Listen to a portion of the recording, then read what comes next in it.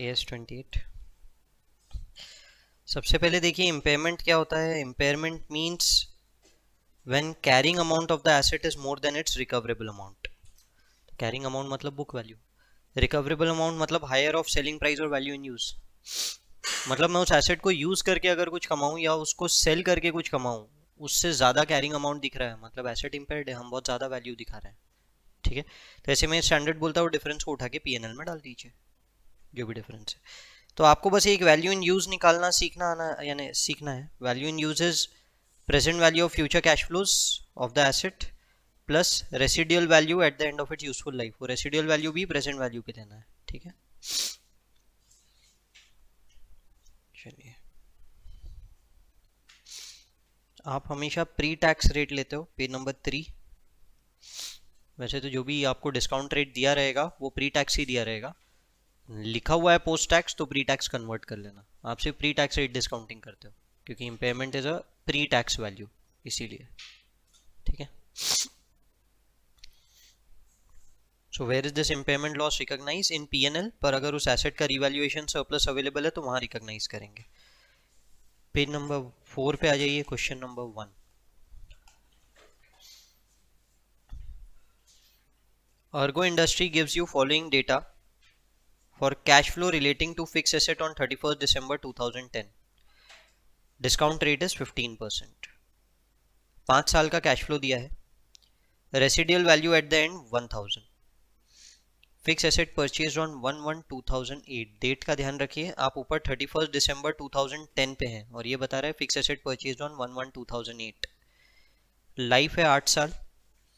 Net selling price है 20,000, यानी आज बेचने गए तो 20,000 में बिकेगा। कैलकुलेट सबसे पहले carrying value at the end of 2010। Impairment के पहले, यानी कुछ भी कैलकुलेशन के पहले वो बताओ कि आपके एसेट बुक्स में दिख कितने का रहा था। बताइए कैसे निकालोगे, डिप्रिसिएशन कैसे निकालोगे।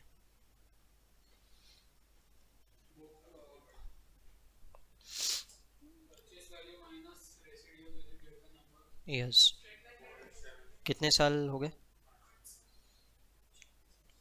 अरे 3 साल, अरे कितने साल हो गए पूछा, टोटल बोल रहे हो। 3 साल बताया। एसेट की वैल्यू क्या बोले सर।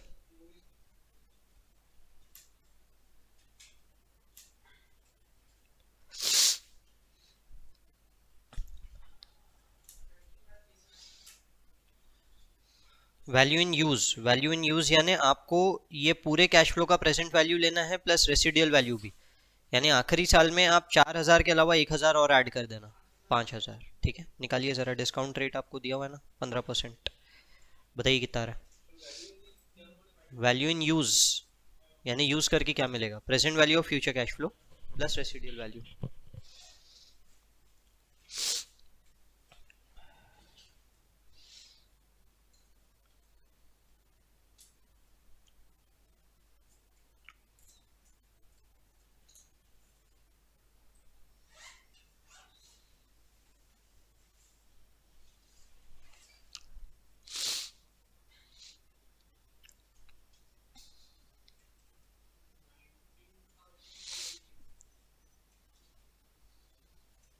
हम्म,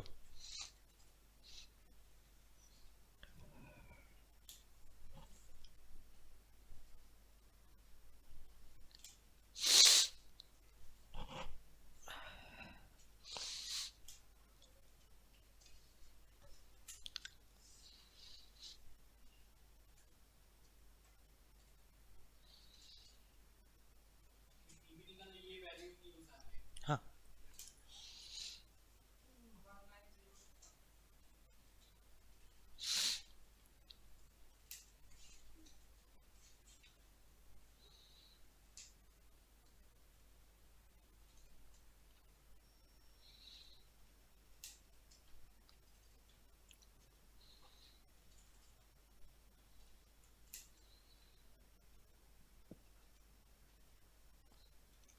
बैक कर करके चेक करो कैलकुलेशंस, कैलकुलेटर पे कहाँ गड़बड़ की है।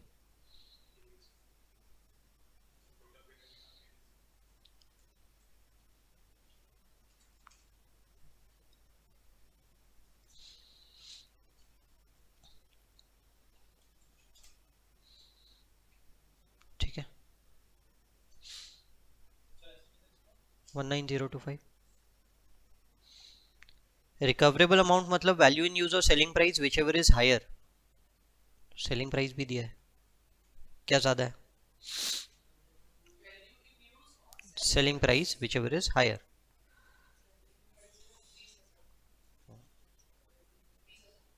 तो 20,000 हो जाएगा। सेलिंग प्राइस 20 है।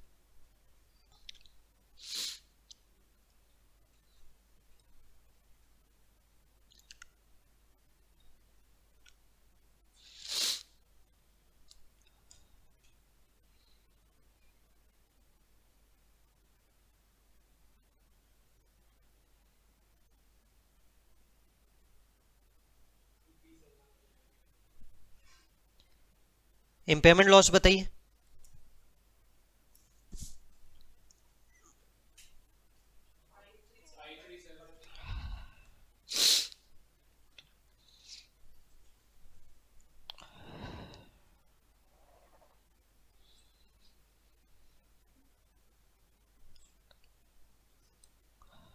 चलिए, अब एसेट कितने का दिख रहा होगा बुक्स में? 20,000 वो हो गया रिवाइज कैरिंग अमाउंट। अब डेप्रीसिएशन अगले साल कितना चार्ज करोगे?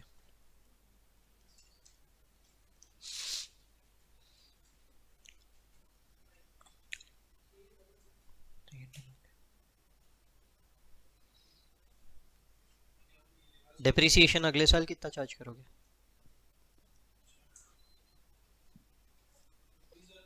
20,000 रुपये। Revise carrying amount 20,000।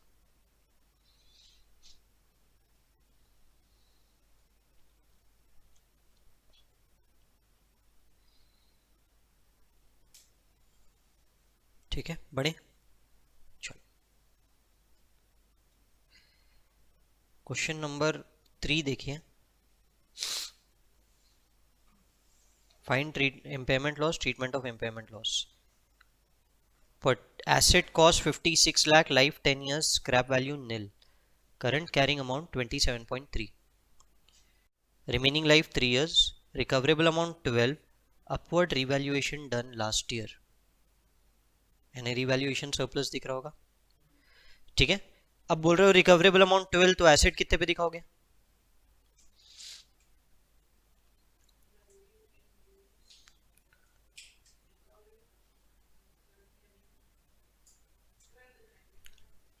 तो इम्पेयरमेंट लॉस है क्या? कितना है?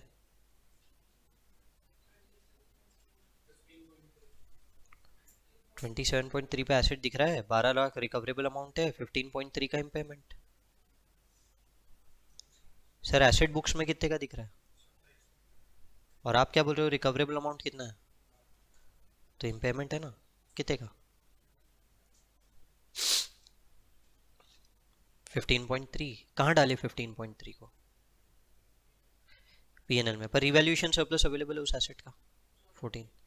तो 14 रिवैल्यूएशन सरप्लस में और 1.3 पीएनएल में। समझ गए? चलो आगे बढ़ते हैं।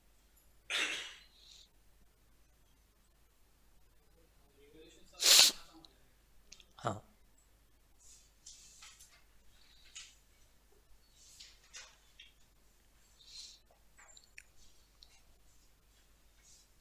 पे नंबर 8 पे आइए, question number 8।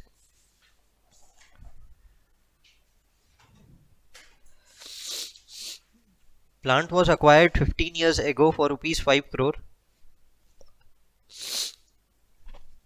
Accumulated depreciation as on 31st March 2001 was 4.15 crore। यानी एसेट आपके बुक्स में कितने का दिख रहा है? 85 lakhs। Depreciation estimated for the financial year 1 to 25 lakhs। हाँ,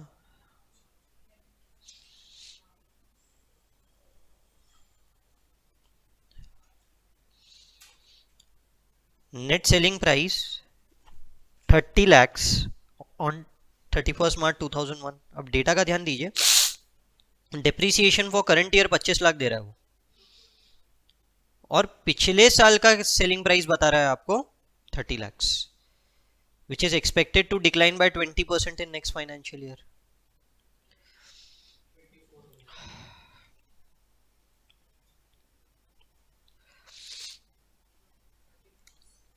तो एसेट आपके बुक्स में नेक्स्ट ईयर अगर दिख रहा होगा तो 60 पे दिख रहा होगा, और सेलिंग प्राइस आप बोल रहे हो कितना है? 30। अगर 20% से कम हो गया तो 25, 4, 24। फिर उसके बाद में आपको बोला value in use is 35 lakh on 1 April 2001, expected to decrease by 30% by the end of financial year. तो वैल्यू इन यूज दे दिया 35, 24.5। बड़े assuming that other conditions for applicability of impairment are satisfied, what is the carrying amount of the plant on 31st March 2002? अब ध्यान रखिए impairment हर साल नहीं करते, इम्पेयरमेंट के लिए कुछ कंडीशंस होती है, अगर ऐसा कुछ एग्जिस्ट कर रहा है ना तो ही इम्पेयरमेंट करते हैं। तो हम वो कंडीशंस देख लेते हैं, आपको एग्जाम में वो कंडीशंस कोई नहीं पूछेगा, ठीक है? सिर्फ अभी समझने के लिए कर लीजिए कि हम हर साल इम्पेयरमेंट लगाते नहीं है, इसीलिए बस वो कंडीशंस एक बार पढ़ लीजिए, मैं बताता हूँ आपको। Page number 10। हाँ हाँ। नहीं, जैसे क्वेश्चन आपको बोल रहा है इसमें कि कंडीशन सेटिस्फाई हो गई इम्पेयरमेंट की इन द ईयर 2002, वैसे देगा वो आपको।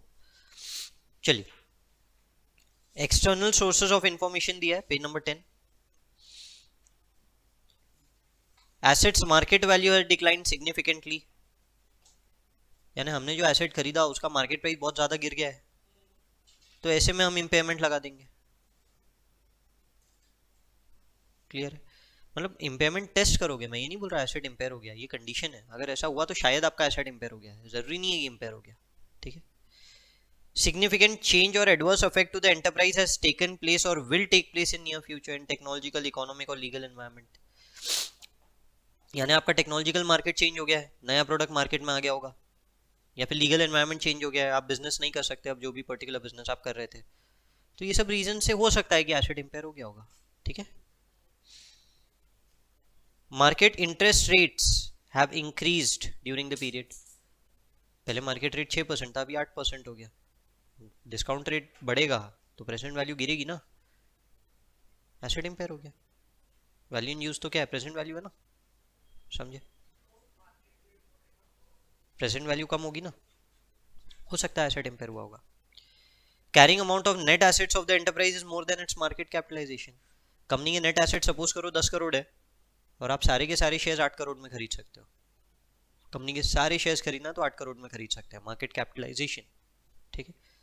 मतलब आपका एसेट इम्पेयर हुआ होगा, एसेट 10 करोड़ के दिख रहे हैं, इम्पेयर हुआ होगा, ठीक है? Internal sources of information, physical damage, asset में कोई डैमेज हुआ है, सिग्निफिकेंट और adverse affect to the enterprise has taken place और will take place in near future, और बी और सी काइंड ऑफ सेम चलते हैं। Internal reporting indicates economic performance of the asset will be worse than expected, मतलब हम खुद उस product का प्रोडक्शन धीरे धीरे कम करते जा रहे हैं, और शायद दूसरे प्रोडक्ट पे आ रहे हो, फीज्ड मैनर में एक प्रोडक्ट को निकाल के दूसरे प्रोडक्ट पे जाना हमने पढ़ा था, डिसकंटिन्यूइंग ऑपरेशंस, वैसा कुछ होगा तो शायद आपका मशीन इम्पेयर हो गया होगा ना, बराबर है? पॉइंट समझा? तो बोलते हैं कि ऐसे कुछ केसेस है जब आप चेक करो कि इम्पेयरमेंट हुआ होगा। बड़े तो अब यहाँ पे उन्होंने क्या बोला, हम जो क्वेश्चन कर रहे थे, हम कौन सा क्वेश्चन कर रहे थे? 8 कर रहे थे ना? हाँ। वो बोल रहा है 2002 में कंडीशन फुलफिल हुई थी, 2001 में आप चेक मत करो इम्पेयरमेंट के लिए, वो बोल रहा है 2002 में हुई, तो आप 2002 में ही चेक करो। तो आप बताओ 2002 में अगर इम्पेयरमेंट की कंडीशन सेटिस्फाई हुई है तो एसेट को आप कितने पे दिखाओगे? 2002 में अगर इम्पेयरमेंट की कंडीशन सेटिस्फाई हुई है, यानी आपको इम्पेयरमेंट टेस्ट करना है, तो आप एसेट को कितने पे दिखाओगे? 24.5।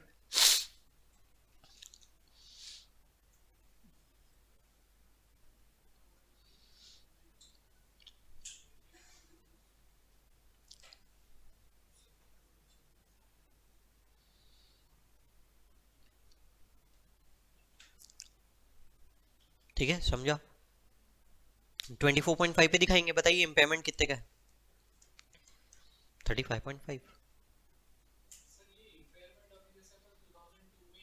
हाँ,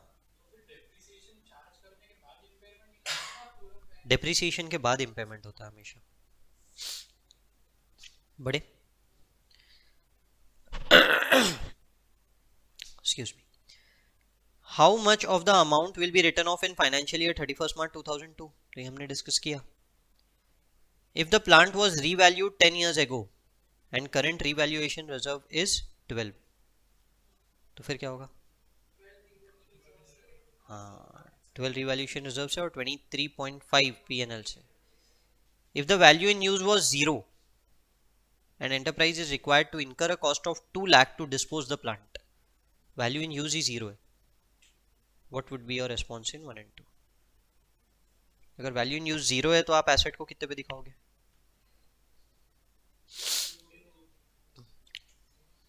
अरे 0 क्यों? और फिर सेलिंग प्राइस का क्या? फिर सेलिंग प्राइस और value in use whichever is higher 24 पे दिखाएंगे ना बाबा. क्लियर है? अब उसने साथ में वो जो 2 लाख बोला है वो क्या है?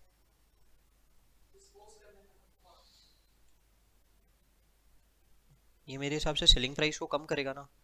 Selling price less cost of disposal होता है, नहीं लेस कॉस्ट टू सेल होता है, सॉरी डिस्पोजल नहीं आएगा, लेस कॉस्ट टू सेल होता है, ये डिस्पोजल कॉस्ट है.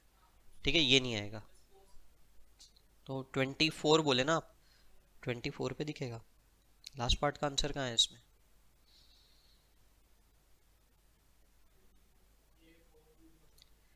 अच्छा, इन्होंने उसका सेलिंग प्राइस भी 0 माना है, इसमें कुछ बोला है क्या वैसा? If the value in use is 0 would incur 2 lakh to dispose the plant. ठीक है, फोर्थ केस को इंडिपेंडेंट माना है उन्होंने. सेलिंग प्राइस है वो -2 है. ठीक है, तो विच एवर इज लोअर 0, तो आप 60 पूरा इंपेयर कर दोगे. ठीक है, नहीं नहीं माइनस नहीं, माइनस में कभी नहीं आएगा.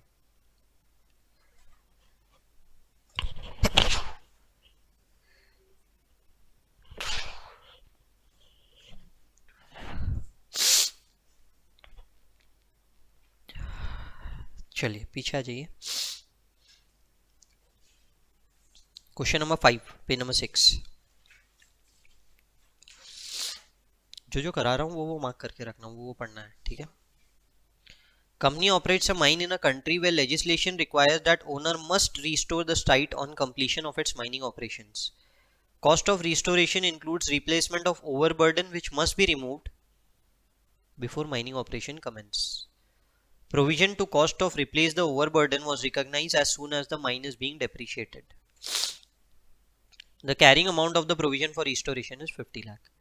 Decommissioning cost है, वो बोल रहा है कि आपने जिस दिन रिस्टोरेशन यानी वो जिस साइट पे माइन है वहाँ पे वो जो गड्ढा खोदा था, तो गड्ढा खोदते समय वो रेत वेत जो मिट्टी वगैरह निकाली, उसको रिस्टोर करने का खर्चा 50 लाख है जो फ्यूचर में लगेगा. डीकमीशनिंग एसेट में ऐड कर दिया और उतने की प्रोविजन बना दिया. अच्छा, डीकमीशनिंग आप लोगों ने AS10 नहीं पढ़ा है, सॉरी. 50 लाख रुपए क्या होता है? फ्यूचर में लगने वाला खर्चा है, तो उसका बेनिफिट तो आज ही मिल रहा है आप लोगों को, माइन आज यूज़ कर रहे हो.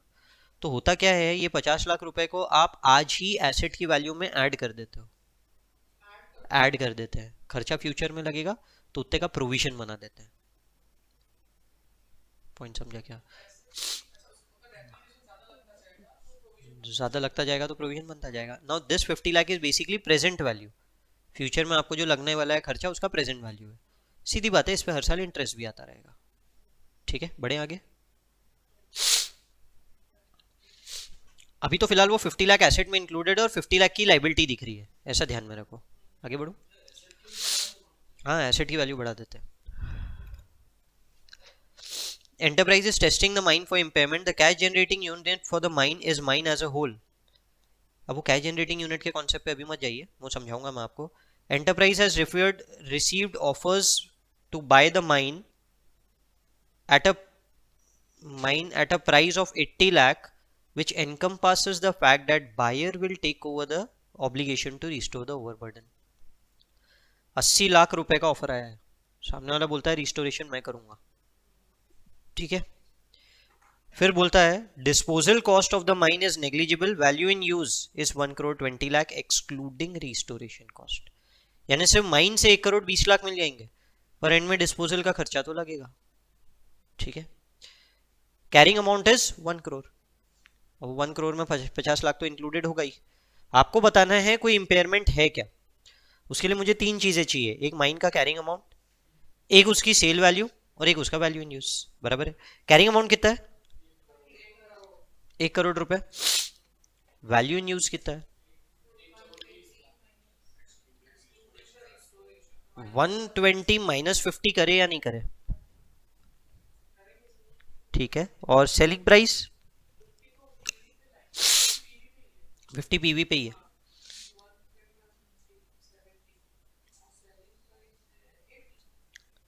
80। अब थोड़ी सी गड़बड़ है। 80 लाख रुपए आप बोल रहे हो कि उसमें रिस्टोरेशन कॉस्ट नहीं लगेगा। बराबर। 70 में भी आपने रिस्टोरेशन कॉस्ट हटा दिया, दोनों एट पार है। दिक्कत नहीं है आपका, 80 और 70 एट पार है, कोई इशू नहीं है। 70 बोले थे ना आपने, 120 - 50 बोले ना मेरे को। पर कैरिंग अमाउंट में तो आपका रिस्टोरेशन कॉस्ट इंक्लूडेड है, उतने की लाइबिलिटी भी दिख रही है। फिर वो तो एट पार नहीं है, कंपेरेबल नहीं है।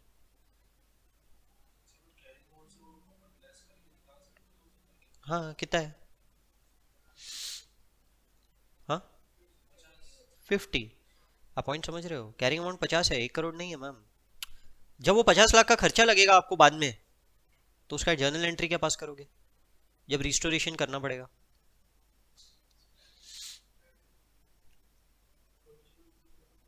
Provision account debit to cash, expense account debit to cash नहीं। प्रोविजन तो मैं पहले ही बना के बैठा हूँ। हाँ, आप ये समझिए ना कि 50 लाख के एसेट के बदले में तो आपको 70 लाख मिल रहे हैं। आपने प्रोविजन आज ही ऐड कर दिया एसेट में, 50 लैक्स। हाँ, तो आपके बुक्स में वैसे भी लाइबिलिटी अलग से दिख रही है। हाँ, तो आपके एसेट के लिए तो कंपेरेबल वैल्यू 1 करोड़ 20 लाख है, 70 लाख है ही नहीं। और 70 लाख के लिए कंपेरेबल एसेट की वैल्यू तो 50 लाख है। मतलब ऐसा चलो चाहे वैसा चलो, 1 करोड़ को कंपेयर करना तो 1 करोड़ 20 लाख से करो। हाँ। नहीं। हाँ। पर सर मुझे एक बात बताइए, वो 1 करोड़ के एसेट के बदले में पैसे मिले 1 करोड़ 20 लाख, मिल रहे हैं ना? तो आपने उसकी एंट्री क्या पास की 1 करोड़ 20 लाख की, बताओ? ये बेचा तो नहीं, यूज कर लिया। तो 1 करोड़ 20 लाख की क्या एंट्री पास की? यूज है ना, वैल्यू इन यूज है ना सर। यूज करके कमाया ना, बेचा थोड़ी। तो उसकी एंट्री क्या पास की? Cash bank account debit to revenue, 1 crore 20 lakh. और जो 50 लाख पे किया उसकी एंट्री क्या पास की? 50 लाख एक्सपेंस नहीं है? नहीं है ना सर। कहा है आपने एक्सपेंस डाला ही नहीं, पीएनएल में डेबिट ही नहीं किया आपने। तो रेवेन्यू तो 1 करोड़ 20 लाख है, 1 करोड़ के अगेंस्ट। आपने वो 50 लाख का प्रोविजन नहीं बनाया होता तो अब ये 50 लाख आपका खर्चा होता। तो मैं बोल रहा हूँ ना भाई, 50 माइन तो एक्चुअली 50 लाख की है। माइन कितने की है? 50 लाख। उससे नेट कितना कमा रहा हूँ? 70 लाख। आप तो 20 लाख के प्रॉफिट पे ही हो। पॉइंट समझ में आया क्या? बढ़े आगे।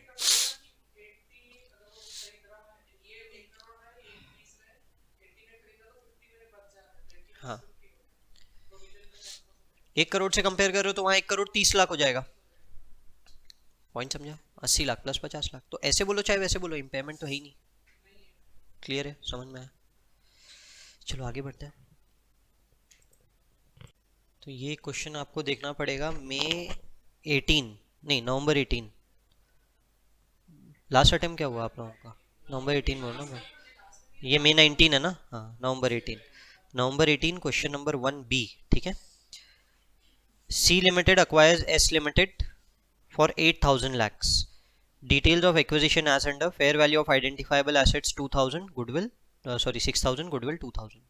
तो थोड़ा सा एक्चुअली सीजीयू का कॉन्सेप्ट है, पर एसेट सीजीयू का इसमें कोई यूज नहीं है। अभी तक आपने जो पढ़ा उतना मोर देन सफिशिएंट है इसमें। एसेट आपके बुक्स में 8,000 का दिख रहा है, पर उसके दो टुकड़े हैं, एक है fair value of identifiable assets, एक होता है गुडविल। आप गुडविल को इग्नोर कीजिए थोड़ी देर के लिए। Anticipated useful life is 5 years, goodwill is to be amortized in 4 years.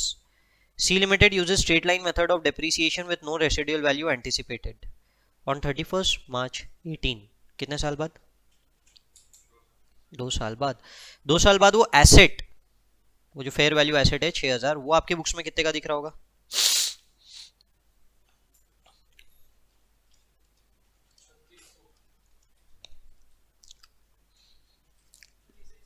36 3600 ये सबको आया। C limited estimated a significant decline in production due to change in government policy. Reason मिल गया इम्पेयरमेंट करने का। The selling price of identifiable asset is not determinable. Cash flow based on recent budget for next 7 years considering changed government policy is as under। incremental finance is 8%। तो अब selling price नहीं दिया है, सिर्फ value in use के basis पे recoverable amount निकालना है। आपको 8 साल का कैश फ्लो दिया है, 7 साल का। तो आपको इसे 8% से डिस्काउंट करके पहले बताना है कि ये कितना हो रहा है। पहले तो वो बताइए वैल्यू इन यूज।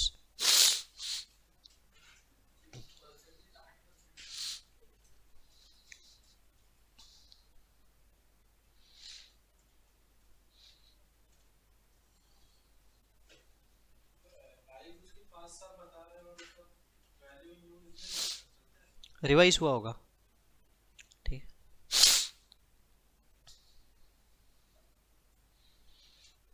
निकालिए ना, निकालिए।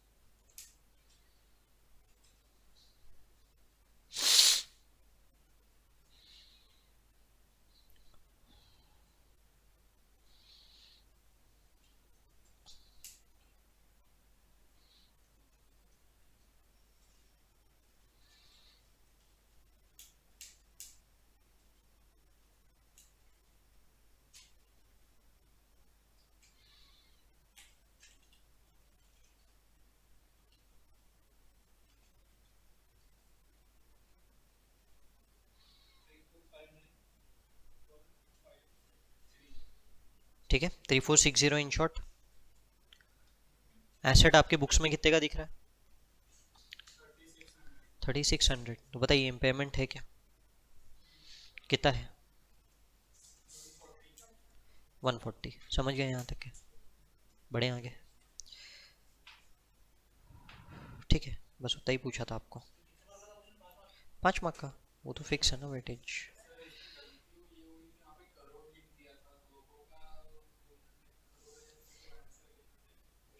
हाँ तो क्वेश्चन के फ्री मार्क्स दिए थे जिसने क्वेश्चन जिसने क्वेश्चन नंबर लिखा था।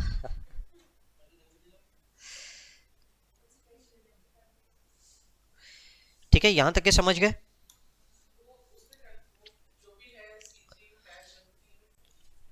चलिए, अब हम लोग आ जाते हैं concept of cash generating unit. Cash generating unit मतलब minimum number of identifiable assets that can generate cash flow for itself.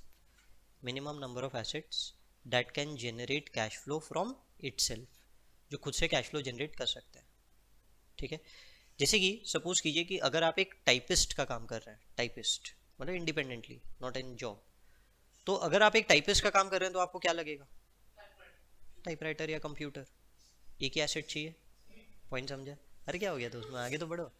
तो अब ये जो कंप्यूटर है, जो कैश फ्लो जनरेट हो रहा है इसी से हो रहा है। मतलब मैं फ्यूचर कैश फ्लोज जो निकाल रहा हूँ, वो फ्यूचर कैश फ्लोज निकालते समय मैं यानी जो भी रेवेन्यू जनरेट कर रहा हूँ मैं बोलूंगा कि मैंने पूरा का पूरा उसी एसेट से जनरेट किया। तो कंपेरेबल है। अब एज ए सीए आप मुझे बताइए कि आप कौन कौन से एसेट्स यूज करने वाले हो to generate your income, audit fees वगैरह? कंप्यूटर, प्रिंटर, ऑफिस है। ऑफिस के अंदर में मतलब इंटेंजिबल एसेट भी आ गया आपका, सॉफ्टवेयर प्लस आपका फर्नीचर आ गया, फिक्सर आ गया, एसी आ गया, फैन आ गया, लाइट आ गई, सारी एसेट्स आ गए। बराबर है। अब बताओ कौन से एसेट से कितना कैश फ्लो जनरेट हो रहा है? नहीं बताया जा सकता, बराबर है। पर ये सब एसेट्स मिलके कितना कैश फ्लो जनरेट कर रहे हैं ये बता सकते हो? अब सपोज करो कि आप सब लोगों ने मिलकर डिसाइड किया कि आप लोग सब साथ में प्रैक्टिस करोगे और हर एक जन अपना अपना इंडिपेंडेंट प्रैक्टिस करेगा, मतलब एक जन जीएसटी स्पेशलाइजेशन ले लेगा, एक जन डायरेक्ट टैक्स का स्पेशलाइजेशन, एक जन फाइनेंस का स्पेशलाइजेशन, समझ गए। अब हर एक जन का अपना अपना ऑफिस है और एक कॉमन जहाँ पे वो क्लाइंट्स वगैरह आते हैं वो वाला उसको अभी साइड में रखो, मतलब कॉमन क्या बोलते हैं उसको, सेक्रेटरी जहाँ पे बैठती है, कैबिन। अब बाकी आप लोगों के सबके अपने अपने इंडिपेंडेंट कैबिन्स, ठीक है। मुझे बताइए अब मैं क्या आपके इंडिविजुअल कैबिन का कैश फ्लो बता सकता हूँ? हाँ, और आपके पार्टनर पार्टनर का ऑफिस का बता सकता हूँ। यानी हर एक कैबिन अपने आप में एक इंडिपेंडेंट यूनिट है। So they are minimum number of assets that can generate cash flow from itself. Clear है यहाँ तक के?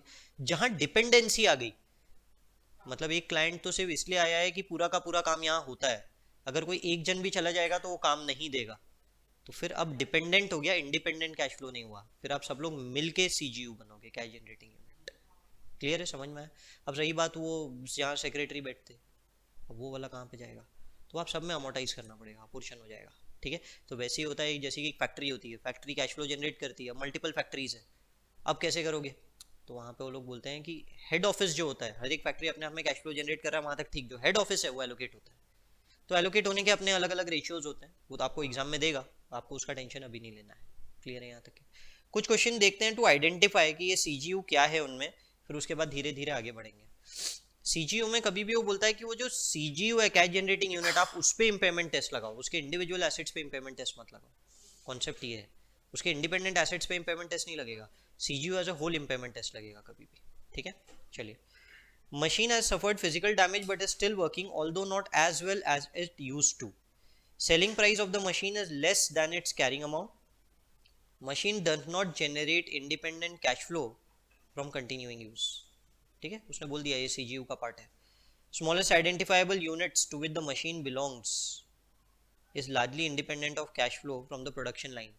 तो उन्होंने एक वो बता दिया कि एक प्रोडक्शन लाइन करके है जो सीजीयू है, minimum age cash flow generate करता है। Recoverable amount of the production line shows that production line taken as a whole is not impaired. ठीक है, प्रोडक्शन लाइन इम्पेयर्ड नहीं है, बताओ मशीन इम्पेयर्ड है क्या?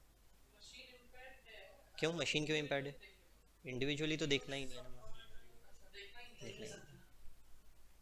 ठीक है, वैल्यू इन यूज बता सकते हैं मैम, बस वो खत्म, ठीक है।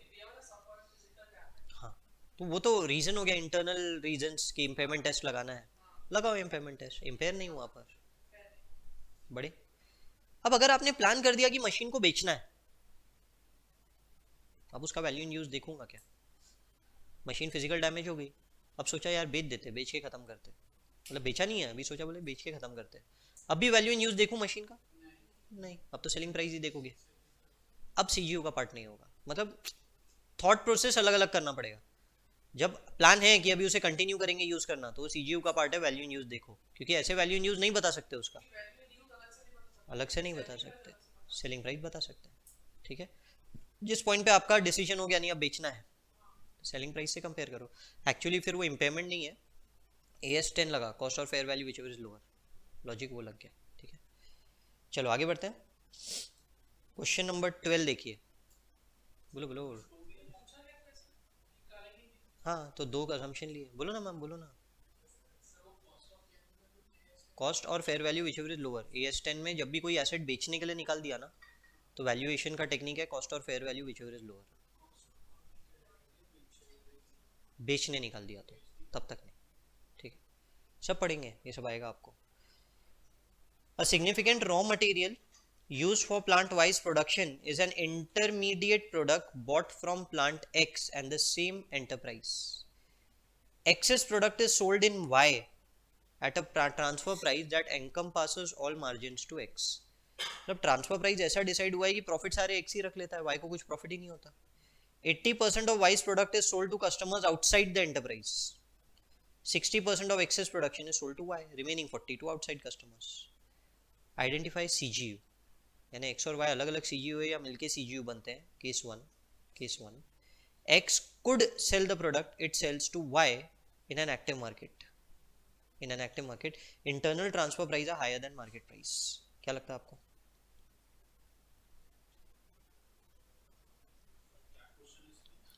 एक्स और वाई मिलके सीजीयू बनेंगे या अलग अलग सीजीयू बनेंगे? अलग अलग बन सकते हैं। नहीं, वाई इंडिविजुअली काम नहीं, क्यों नहीं कर सकता ना? बाय के लिए कभी मत सोचो, बाय के लिए किसी पे भी डिपेंडेंट रहे ऐसा नहीं सोचना। सेल इंडिपेंडेंटली कर सकता है क्या, कभी भी ये सोचो। डिपेंडेंसी परचेस में नहीं चाहिए, डिपेंडेंसी सेल के लिए चाहिए, तो सीजीयू हुआ का पार्ट हुआ। ठीक है, अब बोलो एक्स इंडिपेंडेंटली सेल कर सकता है क्या?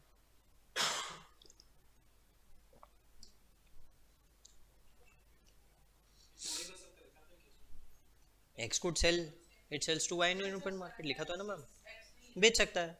तो एक्स इंडिपेंडेंट सीजीयू है, वाई तो 80% वैसे भी बेचता है, दिया ही है बाहर ऊपर आपको, तो वाई भी इंडिपेंडेंट सीजीयू है। केस टू,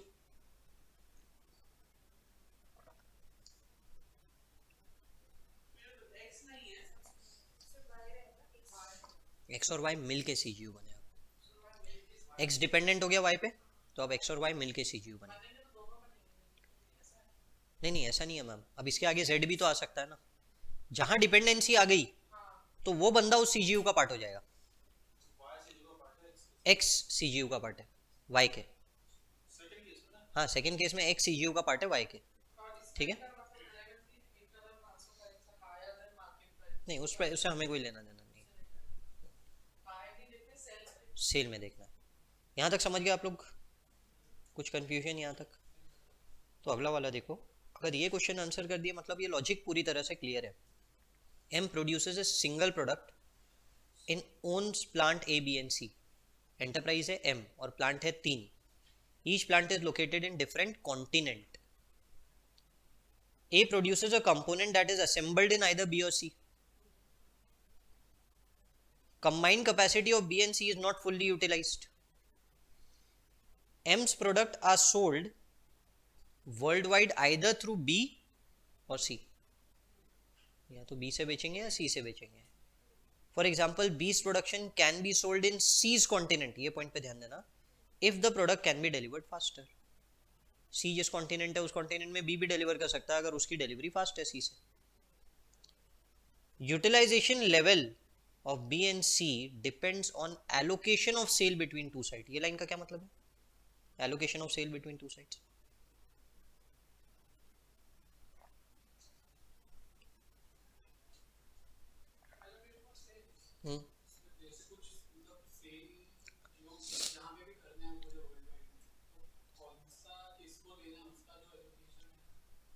करेक्ट करेक्ट, आगे बोलो ना। हाँ वो कौन डिसाइड कर रहा है? एम डिसाइड कर रहा है, समझ गए। बी का इंडिपेंडेंट सेल बता सकते हो क्या? बता सकते। सी का इंडिपेंडेंट सेल कैसे बताओ?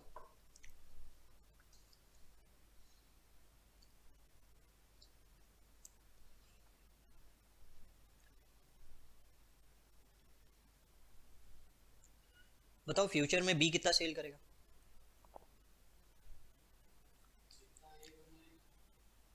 जितना,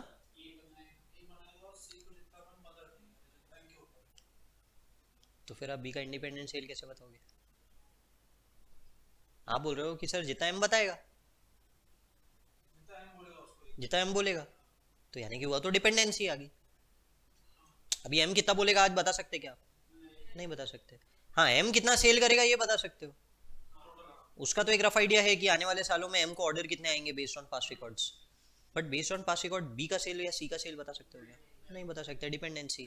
पॉइंट समझ में आया? क्या बी और सी इंडिपेंडेंट सी है? नहीं, बी और सी मिलके सी बनेंगे।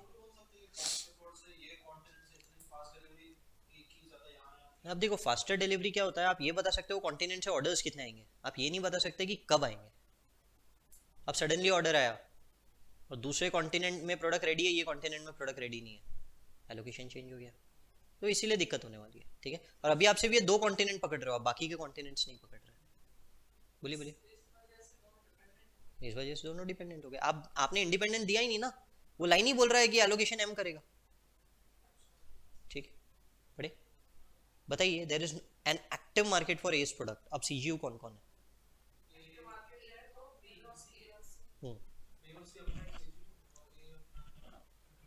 बी और सी मिलके एक और ए एक, there is no active market for A, तीनों मिलके। Very good. अगला देखिए, a publisher owns 150 magazine titles of which 70 are purchased, 80 are self generated. Price paid for the purchased magazine title is recorded as an intangible asset. Cost of creating magazine title and maintaining existing titles are recognized as an expense when incurred. ये intangible assets का logic है कि आप जब खुद का कोई magazine title बनाते हो तो एक्सपेंस ऑफ होता है, आप कैपिटलाइज नहीं कर सकते। अगर आपने परचेज किया है तो आप उसको अपने बुक्स में दिखाते हो एज एन एसेट, ठीक है।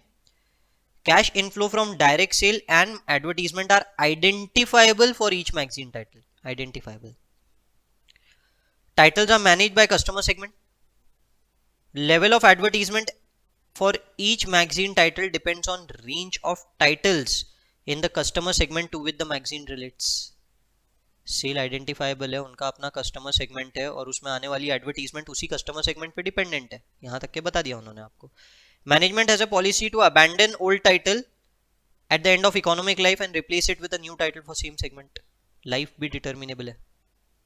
बताइए, क्या सारे मैगजीन टाइटल मिलके सीजीयू बनेंगे या हर एक जन इंडिपेंडेंट सीजीयू बनेगा? हर एक जन इंडिपेंडेंट बनेगा। यहाँ पे बढ़ो,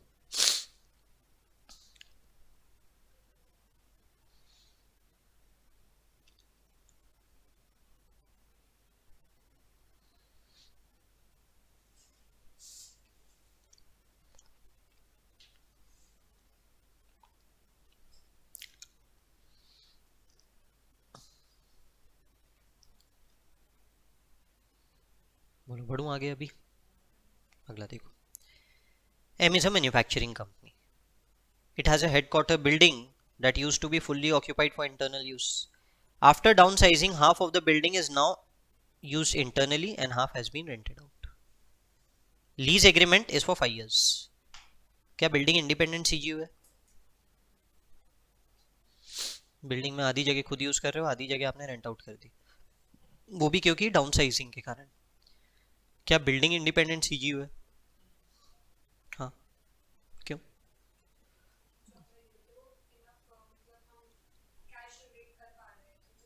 पर वो तो आधी बिल्डिंग, आप बचा हुआ आधा बिल्डिंग दे सकते हो रेंट पे। ये कैसे आपने जज किया? ये आपने कैसे डिसाइड किया कि बचा हुआ आधा भी दे सकते हैं रेंट पे?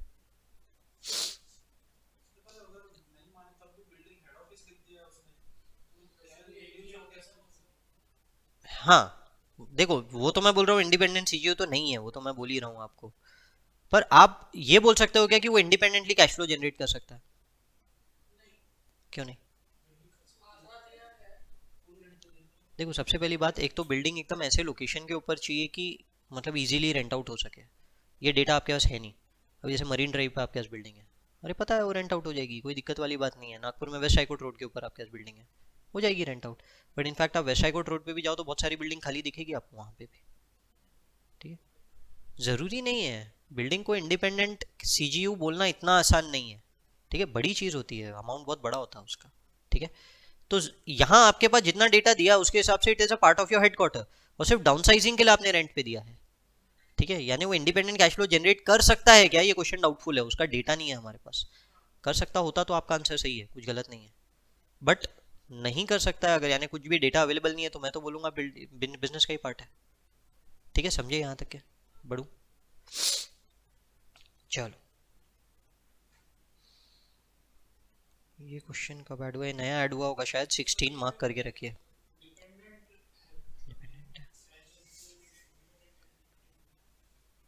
इंडिपेंडेंट कैश जनरेटिंग यूनिट नहीं है, हाँ। Goods good drugs and pharmaceutical acquired a sachet filling machine on 1st April for 60 lakh. Machine is expected to have a life of 6 years. At the end of financial year 1-2, carrying amount is 41. Short circuit occurred in the financial year, but luckily machine did not get badly damaged and was still working at the end of financial year. Short circuit के कारण थोड़ी दिक्कत हुई पर machine चल रही है। Machine is expected to fetch 36 lakh if sold. By itself is not capable of generating cash flow. However, smallest group of assets comprising these machines capable of generating cash flow of 54 lakh per annum and has a carrying amount of 3.46 lakhs. Sorry, 3.46 crores. All such machines put together fetch a sum of 4.44 crores if disposed. ठीक है, तो आपको बोला गया है कि ये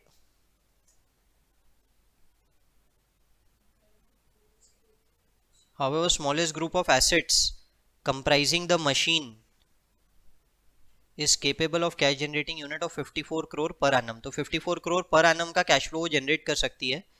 फिलहाल कैरिंग अमाउंट है आपका 3.46 करोड़, है ना, उसके कंपैरिजन में तो कैश फ्लो ही बहुत ज़्यादा है। इम्पेयरमेंट है क्या सीजीयू में? इम्पेयरमेंट है क्या सीजीयू में? नहीं है तो मशीन में इम्पेयरमेंट है क्या?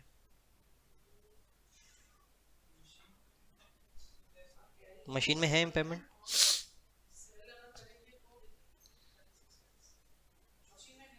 मशीन में कैसे इम्पेयरमेंट है बोलो? सीजीयू का पार्ट तो है ना, फिर कैसे इम्पेयरमेंट? सीजीयू इम्पेयर हुआ क्या? सीजीयू इम्पेयर नहीं हुआ तो मशीन कैसे इम्पेयर होगी? बोलो ना। Not capable of generating cash flow, तो वैल्यू इन यूज नहीं निकाल सकते आप उसका। वो इंडिपेंडेंट नहीं है। हाँ हाँ, नहीं हुई ना। इंडिपेंडेंटली आप उसका कैश फ्लो नहीं बता सकते, तो इम्पेयर कैसे हुई? उसका सीजीयू इम्पेयर हुआ तो वो इम्पेयर हुई, सीजीयू इम्पेयर नहीं हुआ तो वो कहाँ से इम्पेयर होगी? समझे? कंफ्यूजन है क्या? हाँ, तो आप सिर्फ 36 लाख से क्यों कंपेयर कर रहे हो? वैल्यू इन यूज भी तो देखो, रिकवरेबल अमाउंट तो दो विच एवर इज हायर है। ठीक है, चलिए आगे बढ़ते हैं। अब आते हैं प्रॉपर इम्पेयरमेंट के क्वेश्चंस पे। Page number 17, question number 17।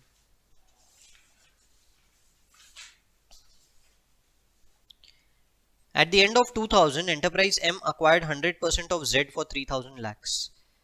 Z has three cash generating unit ABC with net fair value 1200, 800, 400.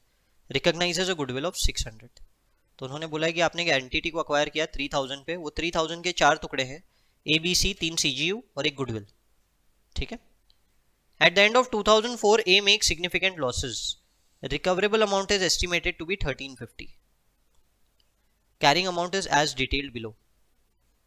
फिर उसके बाद में बोला है determine good impairment loss if, वो जो 18, 19, 20 लिखा ना वो काट दो सब, वो केस 1, केस 2, केस 3 है basically. Goodwill is allocable in the ratio of 2000। ठीक है, वो लाइन समझा? मतलब क्वेश्चन समझा ही नहीं बोल रहा, वो लाइन समझा। Goodwill is allocable in the ratio of fair value.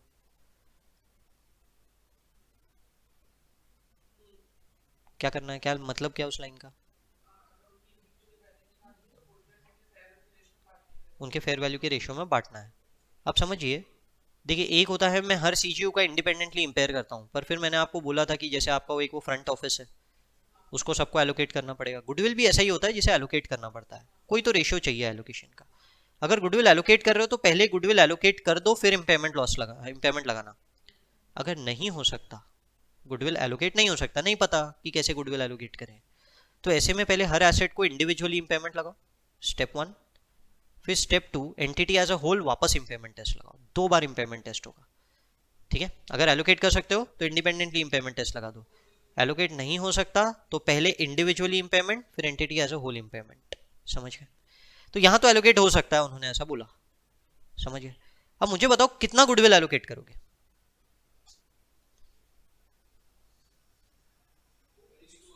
पूरा बोले तो कितना अमाउंट बोलो? वो तो रेशियो हो गया ना सर, 120। रेशियो ऑफ एलोकेशन सही है, 12:8:4। मैं पूछ रहा हूँ कितना अमाउंट आप गुडविल एलोकेट करने वाले हो? 600 की 120?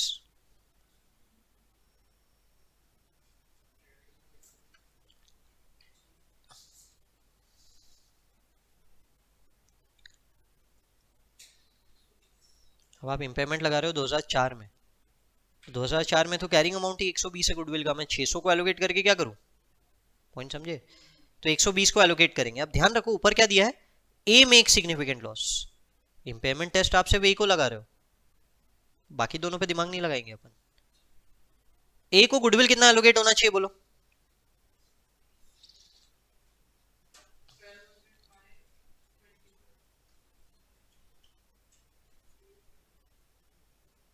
करो करो, 120 का गुडविल एलोकेट करो ना। 60।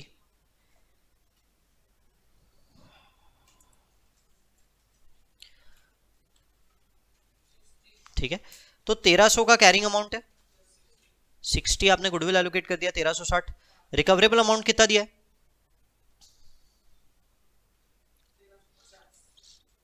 1350। देखो देखो ढूंढो, तो इसका मतलब इम्पेयरमेंट है क्या? कितना? 10। यहां तक समझे? ऊपर ऊपर। अब देखो ये इम्पेयरमेंट को एलोकेट कैसे करोगे? कभी भी इम्पेयरमेंट सबसे पहले गुडविल को एलोकेट होता है, पहले हर 100% गुडविल राइट ऑफ करो, उसके बाद बाकी एसेट्स में बटेगा। समझे? अब यहाँ पे बाकी एसेट में एक ही एसेट है ए, कोई और एसेट भी होता तो प्रोपोर्शनेटली बांटते हैं। ठीक है, बोलिए सर।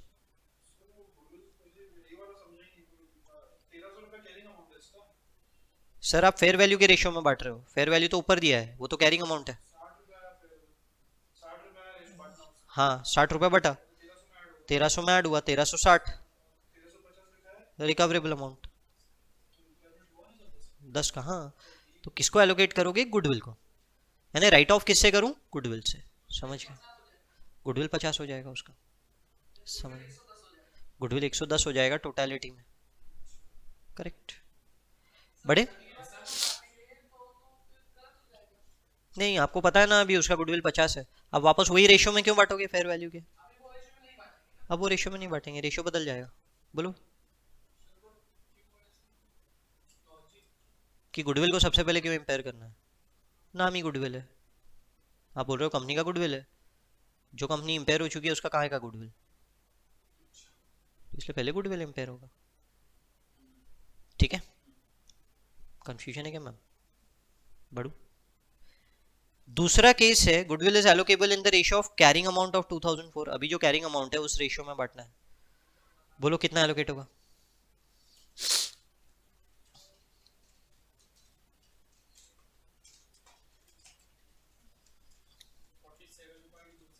47.27। बोलो कोई इम्पेयरमेंट है क्या?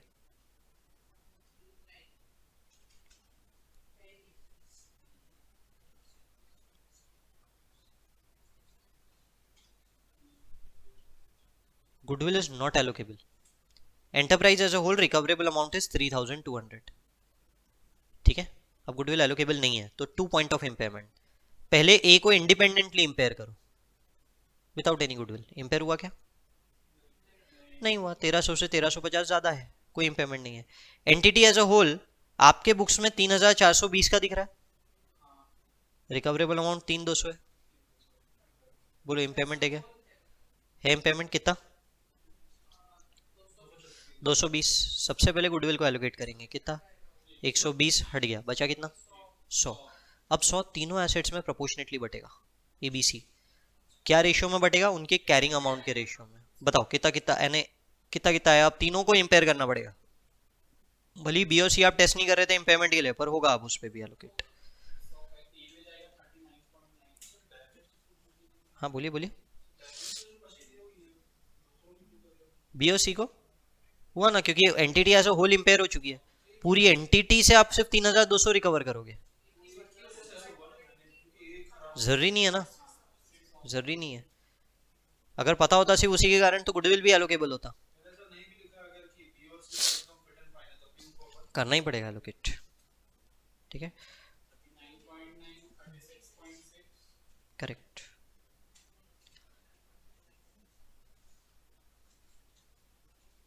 समझ गया? बस ये ऐसा ही क्वेश्चन था वो जो आपने एग्जाम का सॉल्व किया, उसमें गुडविल भी इंपेयर हो रहा था। सबसे पहले जो भी इंपेयरमेंट था गुडविल को एलोकेट हुआ, कोइंसिडेंटली अपना अपन ने से मशीन पे देखा, मतलब गुडविल तो पूरी तरह से इंपेयर हो गया था ना, इसीलिए। बड़े चलिए पेज नंबर 20 पे आइए, क्वेश्चन नंबर 19। एक बार आपने इंपेयर कर दिया तो आप इंपेयरमेंट रिवर्स कर सकते हो क्या? तो बोलता है हाँ कर सकते हो, प्रोवाइडेड दो कंडीशन सेटिस्फाई हो। एक, उसका रिकवरेबल अमाउंट बढ़ गया। दो, जिस रीजन से आपने इंपेयरमेंट किया था ना वो रीजन रिवर्स हो गया, और अब वो रीजन फ्यूचर में आएगा भी नहीं। मतलब जैसे कि सपोज करो नई टेक्नोलॉजी आने वाली है, तो आपने एसेट को इंपेयर कर दिया, टेक्नोलॉजी आते से फेल हो गई, हो गया, इंपेयरमेंट रिवर्स कर दो। जो रीजन से इंपेयर किया था वो रीजन ही फेल हो गया ना। पॉइंट समझ गया? बढ़ू मैं आगे। तो उसके बेसिस पे हमें क्वेश्चन में तो कैलकुलेशंस आते हैं, कैलकुलेशन कैसे करना, अब ये थोड़ा सा ट्रिकी रहता है, संभल के पढ़ना। 1st April 2008, C purchased an asset for 10 lakh with a life of 10 years. Machine was depreciated straight line. 1st April 2001, sorry 2011, कितने साल बाद? 3। It was revalued to 8,40,000। तो एसेट है कितने का बोलो? हाँ, अब 7 लाख का हो गया। मैं यहाँ पे ऐसा 2 टेबल्स बना देता हूँ, एक एसेट का और एक रीवैल्यूएशन का, समझाने के लिए। अभी 10 लाख का एसेट है, इसके ऊपर डेप्रीसिएशन हम 3 साल का ले लेते हैं, 3 लाख हो गया, तो एसेट 7 लाख का दिख रहा है। क्वेश्चन क्या बोल रहा है? आपने उसको वैल्यू किया कितने पे? 840 पे आपने उसको वैल्यू किया, यानी आपने 1.4 लाख से उसकी वैल्यू बढ़ा दी।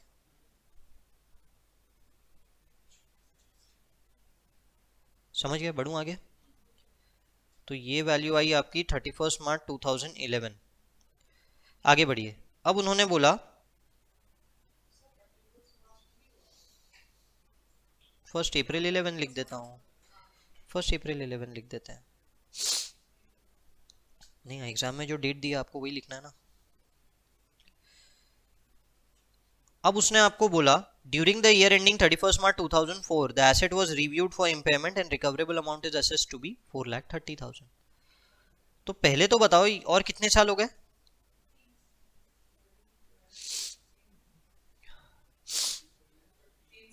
3 साल। 3 साल। 11, 12, 12, 13, 13, 14 ऐसा पढ़ो सर, 11, 12, 13, 14 नहीं। कितना हुआ डिप्रिसिएशन ये 3 साल का? Straight line.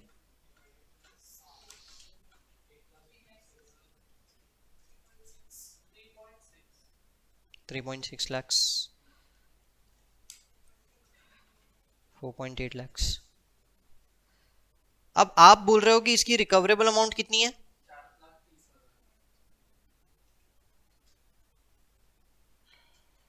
मतलब इम्पेयरमेंट कितने का है?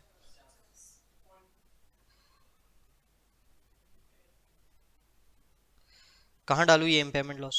पीएनएल में डाले क्या? रिजर्व में डालेंगे। बढ़ू।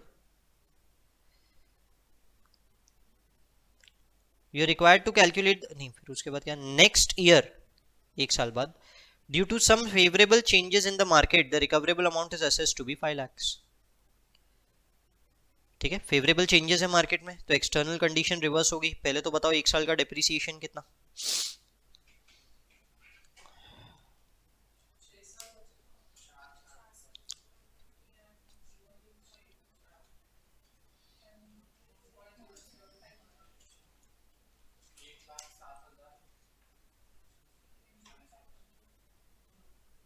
बढ़ू। अब आप बोल रहे हो इसका रिकवरेबल अमाउंट 5 लाख है, तो आप ऐसे इसको वैल्यू नहीं कर सकते। अब वैल्यूएशन टेक्निक थोड़ा सा बदलेगी, यानी अब इम्पेयरमेंट क्या बोलता है ये स्टैंडर्ड उससे समझो। एक बार कोई एसेट इम्पेयर हो गया ना, तो आप उस पर रिवैल्यूएशन नहीं लगा सकते, ये ध्यान में रखना। तो मैं अभी 5 लाख पे सीधा उसको वैल्यू नहीं कर सकता एसेट को, ठीक है। मैं सिर्फ इम्पेयरमेंट रिवर्स कर सकता हूँ। तो इम्पेयरमेंट रिवर्स क्या करूंगा? देखो आपने इम्पेयरमेंट 50,000 का लगाया था, तो 50,000 तक रिवर्स कर सकते हैं, पर पूरा 50,000 नहीं कर सकते। हाँ, वो आपको बोलता है, आप बताओ पहले तो ये कि अगर ये एसेट अगर नहीं इम्पेयर हुआ होता, यानी ये 50,000 का इम्पेयरमेंट नहीं होता, तो ये एसेट आज आपकी बुक्स में कितने का दिख रहा होता? ठीक है। Asset value on 31 March 15 without impairment, बराबर 4.8 लाख पे डेप्रीसिएशन आप 1.2 लाख का लगाते, 3.6 पे दिख रहा होता। मैं इस एसेट को 360 तक ही रिवैल्यू कर सकता हूँ, इसके ऊपर नहीं कर सकता रिवैल्यू। 37,500 से मैं इम्पेयरमेंट को रिवर्स कर दूंगा। हाँ, आते हैं ना उस पर, ये समझाना 37,500 कैसा आया। अब ये 37,500 का इम्पेयरमेंट डाला कहाँ था आपने? तो ये रिवर्स भी वहीं से होगा, ठीक है। अरे नहीं नहीं, एसेट में ऐड हुआ, ठीक है, asset account debit to revaluation surplus. बढ़े, अब क्वेश्चन और क्या बोल रहा है आपको? Show the changes in the value of the asset to be treated in the books of accounts assuming C has a policy of writing down excess depreciation charged to revaluation surplus। वो आपको बोल रहा है कि आपने जितना भी excess depreciation charge किया वो हम revaluation surplus में डालेंगे। यानी क्या, अगर आप रिवैल्यू नहीं करते तो एसेट कितने पे दिख रहा होता, कितना एसेट डेप्रीशिएट होता? अगर आप रिवैल्यू नहीं करते तो एसेट हर साल कितने से डेप्रीशिएट होता? 1 लाख। और रिवैल्यूएशन के कारण आपने कितने से डेप्रीशिएट किया? 1,20,000। समझे? तो एक्सेस डेप्रीसिएशन कितना है बिकॉज ऑफ रिवैल्यूएशन? 20,000। वो बोलते हैं ये 20,000 को रिवैल्यूएशन सरप्लस से ही एडजस्ट करो, मतलब अमोर्टाइजेशन ऑफ रिवैल्यूएशन सरप्लस और कुछ नहीं। रिवैल्यूएशन सरप्लस को पीएनएल में ट्रांसफर करना है। ठीक है, सिर्फ एक्सेस अमाउंट के लिए करेंगे। अभी ये वाला साल देखो कितना डेप्रीसिएशन होना था विदाउट रिवैल्यूएशन? 3 लाख। तो एक्सेस कितना हुआ? ये 60,000 को मैं रिवैल्यूएशन सरप्लस से एडजस्ट कर दूंगा। समझे? इंपेयरमेंट के बाद ये बचा 0.3। यहां पे देखो नॉर्मल डेप्रीसिएशन कितना होना था, एक्सेस कितना है?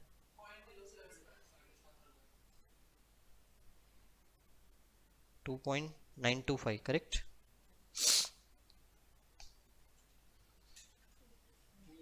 अब आपने उसमें 37,500 ऐड कर दिया,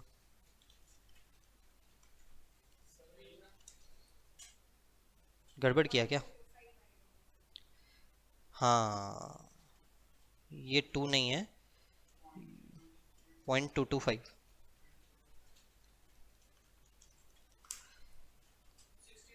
60,000 और मैच भी होगा ना, देखो ना।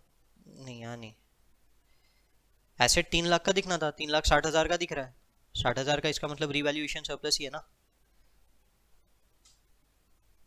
ठीक है, हाँ, उसका कुछ नहीं करेंगे। अब सोच के देखो, अगर वहां 5 लाख की जगह 3.5 लाख लिखा होता तो क्या होता?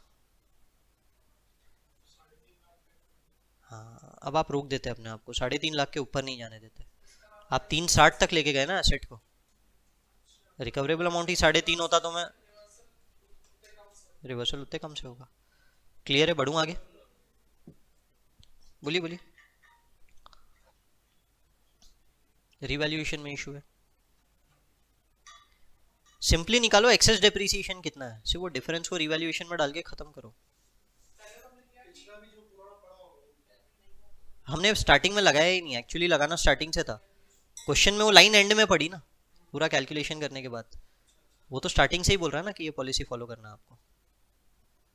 मुझे एक एक करके समझाना था, मुझे पहले इम्पेयरमेंट और रिवर्सल समझाना था, इसलिए मैंने वो लाइन स्टार्टिंग में ट्रीटमेंट नहीं लिया उसका।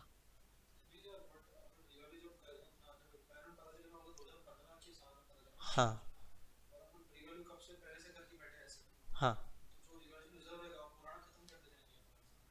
वो तब से ही करते आ रहे हैं, 2011 से ही शुरू है हमारा वो रिवैल्यूएशन का रिवर्सल। वो लाइन आपको बाद में नहीं दी गई है, रिवर्सल ऑफ इम्पेयरमेंट के बाद नहीं दी गई है। वो बोल रहा है स्टार्टिंग से यही ट्रीटमेंट करो। प्रैक्टिकली भी वही हो नहीं, पर 2011 से ही जो रिवैल्यूएशन में आपने अमाउंट कितना डाला वो तो पता है ना। एक्सेस डेप्रिसिएशन पता है कि नहीं पता है? बस वो एक्सेस डेप्रिसिएशन को बोल रहा है रिवैल्यूएशन से एडजस्ट करो। वो ये कहाँ बोल रहा है फ्यूचर में इम्पेयरमेंट होगा? हमने तो सिर्फ रिवर्सल ऑफ एक्सेस डेप्रिसिएशन किया और कुछ नहीं किया। हाँ, वो नीचे दिया हुआ है ना आंसर, वैसा शो करोगे। अभी मैंने आजू बाजू टेबल बना दिया, क्या वो इजी टू अंडरस्टैंड है इसीलिए। हाँ, ये ऐसे 2 टेबल बनेंगे जो बुक में दिया है। लास्ट वाली लाइन नहीं रहती तो आपने ये अकाउंटिंग ट्रीटमेंट, ये 0.6 का एडजस्टमेंट और ये 0.075 नहीं किया रहता, जो बैलेंस आया रहता।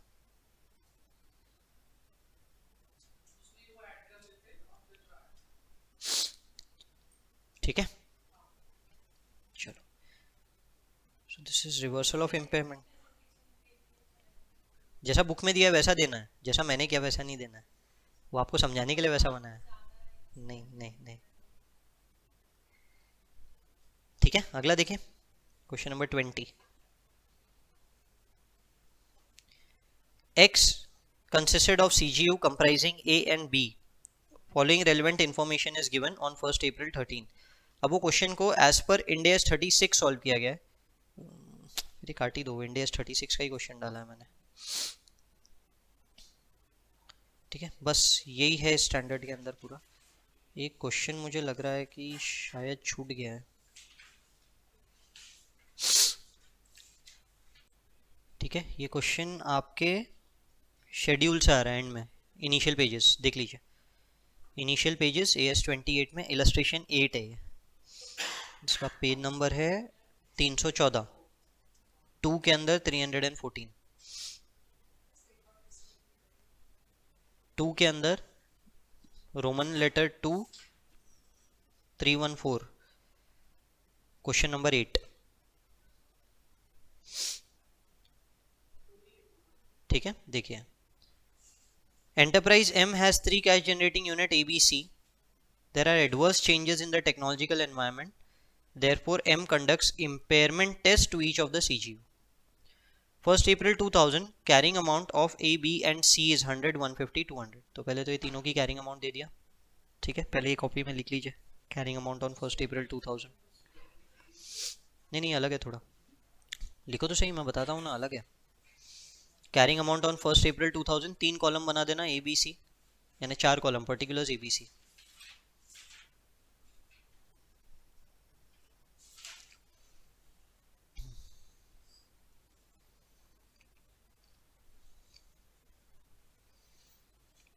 वहाँ पे 100, 150, 200,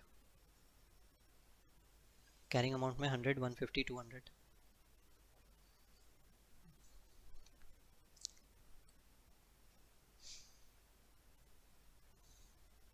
ठीक है, operations are conducted from the headquarter. The carrying amount of the headquarter is 200 lakhs, headquarter building 150 and research center 50। दो एसेट्स है जिनको एलोकेट करना है, एक हेडक्वार्टर बिल्डिंग और एक रिसर्च सेंटर। ठीक है, सिर्फ ये दोनों की वैल्यूज ध्यान में रखो, बाद में इनका काम पड़ेगा इम्पेयरमेंट टेस्ट के लिए, एलोकेट करना पड़ेगा अगर एलोकेट हो सकता है तो। The relative amount of CGU units are reasonable indication of proportion of headquarter building devoted to each CGU। क्या बता रहे हो लाइन? कैरिंग अमाउंट के रेशियो में हेडक्वार्टर बिल्डिंग को बांटना है, रिसर्च के लिए नहीं बोला। Carrying amount of research centre can not be allocated, यानी entity as a whole impairment होगा। अब वो रिसर्च सेंटर मेरा इशू नहीं है, मेरा इशू है वो head office. Remaining estimated life of A is 10 years and that of B and C is 20 years। B और C की लाइफ ज्यादा है, एक ही कम है। ठीक है, लाइफ लिख लो उसके सामने 10, 20, 20। Headquarter assets are depreciated on straight line basis. There is no basis on which to calculate the net selling price of each cash generating unit. Therefore recoverable amount of each cash generating unit is based on value in use. Value in use has a pre tax discount rate of 15%। ठीक है, वो सब बाद में देखेंगे, पहले करना है एलोकेशन। मेन कंसर्न सिर्फ एलोकेशन है कि वो बिल्डिंग को एलोकेट कैसे करें। अब आपने बोला कि आपके एसेट्स का वैल्यू है 100, 150, 200।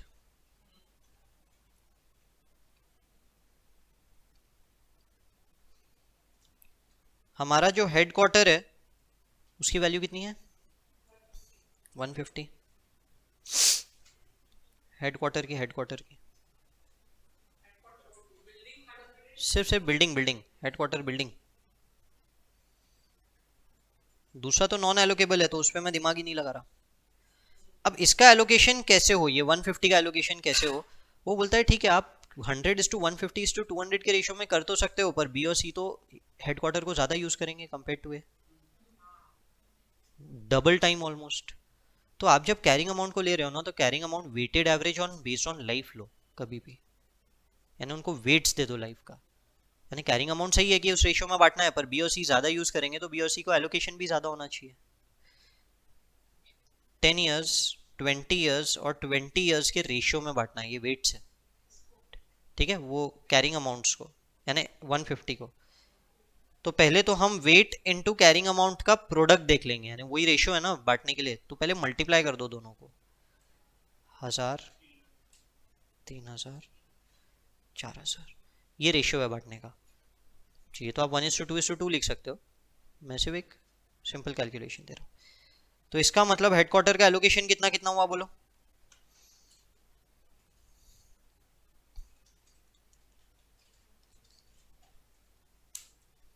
हम्म हम्म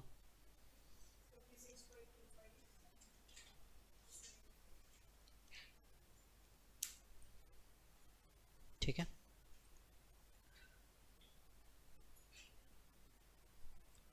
तो आपका टोटल कैरिंग अमाउंट हो गया 118.75।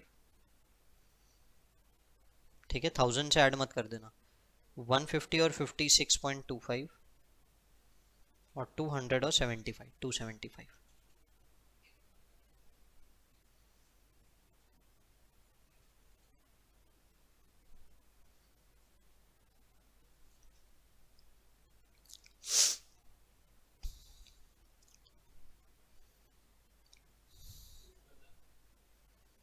बोलो बोलो।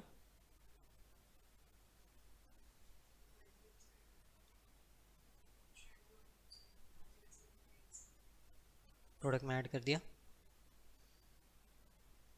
ठीक है, अब मुझे चाहिए रिकवरेबल अमाउंट। नीचे कहीं तो क्वेश्चन में आपको डेटा दिया रहेगा।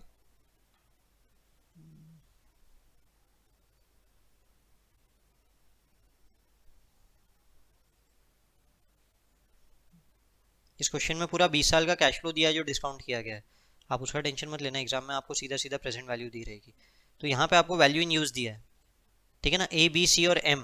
पहले तीन ए बी सी है और आखिरी वाला एम है। एम को इग्नोर कीजिए, ए बी सी का देखिए।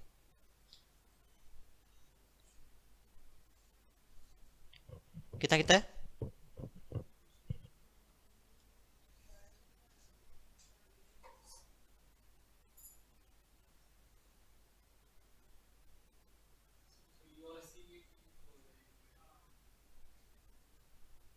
अपन तो तीनों को लिखेंगे ना वहाँ, 199, 164।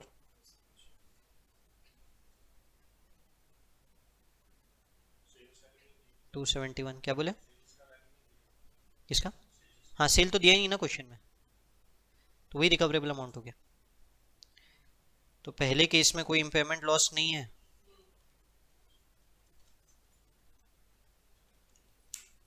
दूसरे केस में 42.25 का इम्पेयरमेंट है और आखिरी केस में 4 का इम्पेयरमेंट है।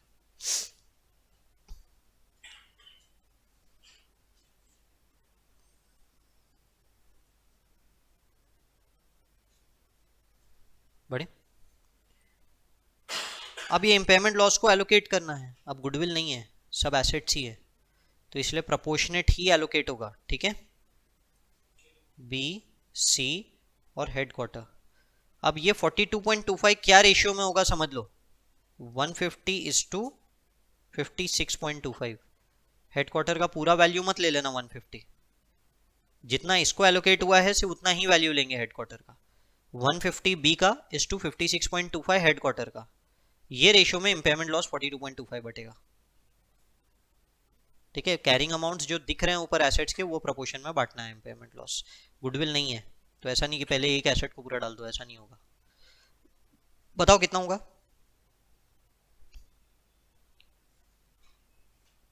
बताओ ना।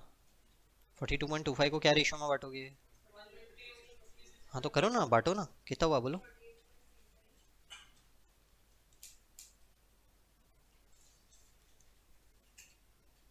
30.73 आया। 30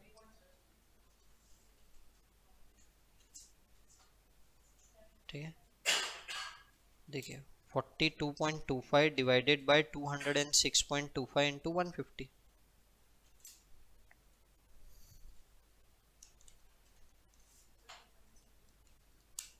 11.52 हेड क्वार्टर को। समझ गया? वैसे ही सी में बताओ।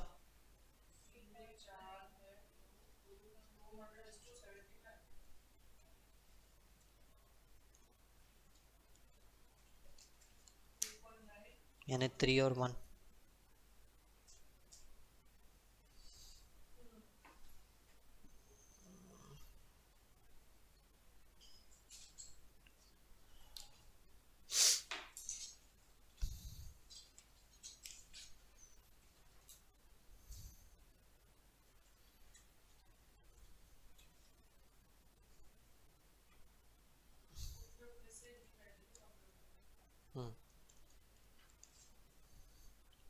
पढ़े? यहाँ तक समझे? तो अब ए की आपकी वैल्यू हो गई 100, बी की वैल्यू आपने 30.73 से कम कर दी तो हो गई 119.37। सी की वैल्यू आपने कम कर दी 3 से, और हेड क्वार्टर की वैल्यू 11.52 और 1 से।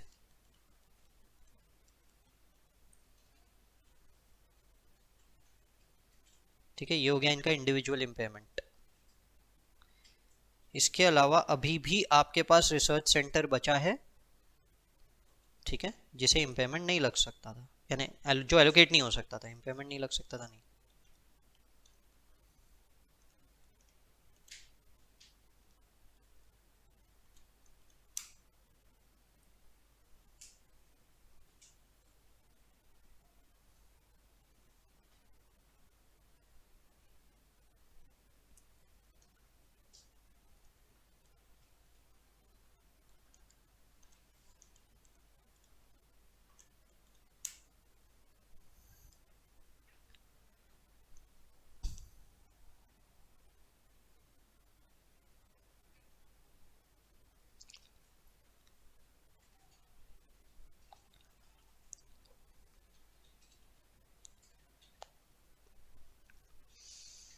ठीक है बड़े, अब दूसरा वाला इम्पेयरमेंट लगेगा, क्योंकि रिसर्च सेंटर को आपने इम्पेयरमेंट लगाया ही नहीं ना, तो एंटिटी एज अ होल, जब एलोकेबल एसेट नहीं है तो entity as a whole impairment लगेगा।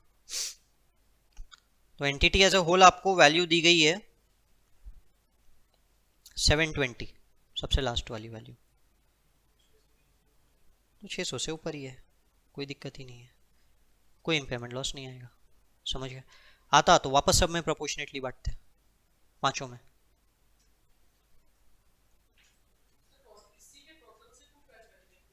हम्म